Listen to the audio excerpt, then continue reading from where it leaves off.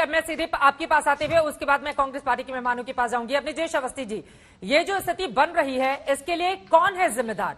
क्योंकि बार बार अगर एक पक्ष भगवा झंडे की बात करेगा, दूसरा पक्ष हरे सफेद झंडे की बात करेगा, तो स्थिति तो बिगड़ेगी ही ना। और किसी भी झंडे को लेकर कोई भी आगे बढ़ने वाला हो, अगर वो उपद्रवी है तो क्या उसके खिलाफ सख्त कार्रवाई की जरूरत नहीं है मौजूदा वक्त में, ताकि सांप्रदायिक हिंसा को रोका जा सके? चित्रा जी, अभी बताया गया कि गजेंद्र सिंह शेखावत वहां पर थे। कोई सांसद अपने क्षेत्र में नहीं रह सकता क्या? यह अपराध है, उसकी जांच की जाएगी कि वो अपने क्षेत्र में क्यों था।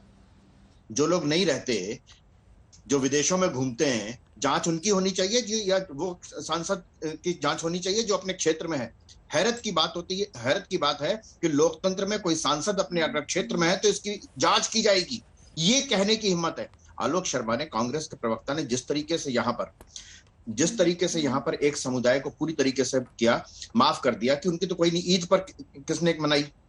अरे बताइए कि वहां पर जो पत्रकार घायल हुए हैं, जो पुलिस वाले घायल हुए हैं, वो किसकी तलवारों से घायल हुए हैं? वो पत्थर कहां से आए थे? किसने इकट्ठे किए थे? पत्थर गजेंद्र सिंह शेखावत ने छतों पर रखे थे, वो इकट्ठे किए थे।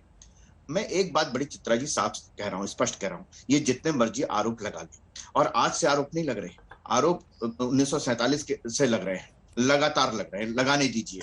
बात यह है कि जोधपुर की जनता जानती है, उसने साफ देखा है कि किसने दंगा किया, किसने किसके ऊपर आक्रमण किया, किसने दुकानें लूटी, किसने गाड़ियां तोड़ी, किसने घरों पर पत्थर फेंके, किसने चाकू चलाए, किसने छोटी सी बच्ची के साथ जिस तरीके से अमानवीय कृत्य किया, ये वहां की जनता तो जानती है ना। तो वहां, और फिर ये कहते हैं कि ये लोग हिंदू मुस्लिम करते हैं। अरे आपके सामने, आपके क्षेत्र में वहां के स्थानीय लोग, यहाँ पर टीवी चैनल पर बैठ करके आप बाकी देश की जनता को कह सकते हैं, लेकिन वहां का क्षेत्र का व्यक्ति जानता है कि वास्तव में किसने दंगा किया है।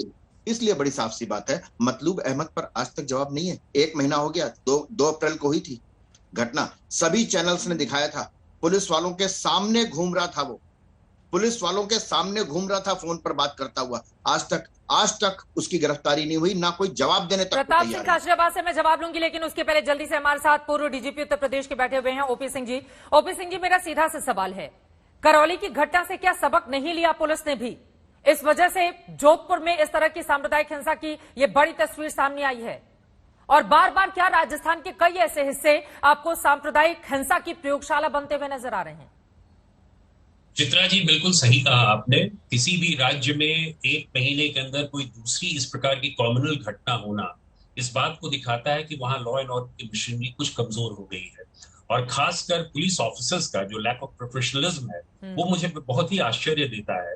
कोई भी पीसफुल सेलिब्रेशन किसी भी त्योहार का, चाहे वो हिंदू का हो या मुस्लिम का हो, वो एक बहुत ही चुनौतीपूर्ण होता है किसी भी राज्य सरकार के लिए और पुलिस प्रशासन के लिए। और त्योहार के पहले कोई भी प्रशासन, जिला प्रशासन हो या पुलिस प्रशासन हो, बहुत ही इमैकुलेट स्ट्रैटेजी और प्लानिंग के साथ उसको निर्वहन करता है, और उसमें एक इफेक्टिव सुपरविजन होता है और एक काफी रोबस्ट पुलिस बंदोबस्त होता है। यहाँ पर रात में एक घटना होती है और उस घटना के बाद फिर दूसरे दिन सुबह फिर यह घटना होती है, और इतने घंटों के बीत जाने के बाद भी कोई होमवर्क नहीं किया जाता। अब हम जितनी भी बातें करें, but why did not be prevent communal right?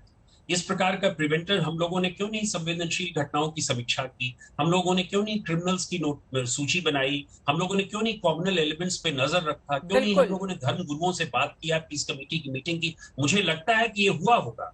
यदि हुआ होता तो रात भर की पेट्रोलिंग, इंटेंसिव पेट्रोलिंग के द्वारा ये घटना रोकी जा सकती थी।